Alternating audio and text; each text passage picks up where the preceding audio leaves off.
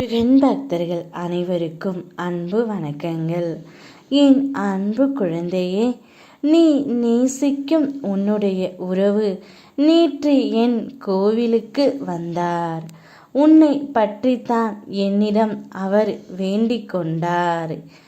ஏதோ ஒரு சூழ்நிலை எங்களை காலம் பிரித்து வைத்து இருக்கின்றது அப்பா. கூடிய விரைவில் எனது துணையை என்னுடன் சேர்த்து வைத்து எனக்கு ஒரு வழியை கொடுங்கள் என்று என்னிடம் வேண்டி அழுது கொண்டே கேட்டுக்கொண்டு இருந்தார் தங்கமே. எப்பொழுதும் அவள்தான் என் முகத்தில் வந்து நிற்கிறாள். எங்கே பார்த்தாலும் அவளுடைய முகம் மட்டும்தான் இருக்கின்றது.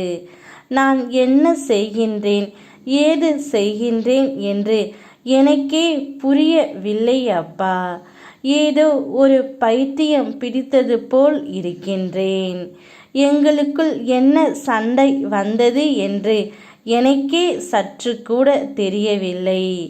இருந்தாலும் ஏதோ சண்டை போட்டு நான் பிரிந்து வந்துவிட்டேன். பிரிந்து வந்ததற்கான தண்டனையும் நான் அனுபவித்து விட்டேன் அப்பா. எப்படியாவது அவளை என்னுடன் சேர்த்து வைத்து விடுங்கள். நாங்கள் இருவரும் ஒன்றாக வாழ வேண்டும். நல்ல குழந்தைகளை பெற்றெடுக்க வேண்டும். எங்களுக்கென்று ஒரு வாழ்வு இருக்கின்றது அப்பா.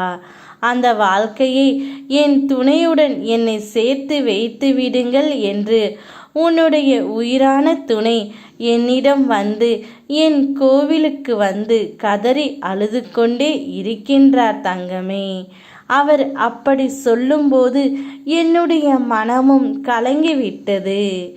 இந்த அளவிற்கு ஒரு மனிதன் தான் செய்த தவறை உணர்ந்து வரும்பொழுது நீ அவரை ஏற்றுக்கொண்டால் என்ன?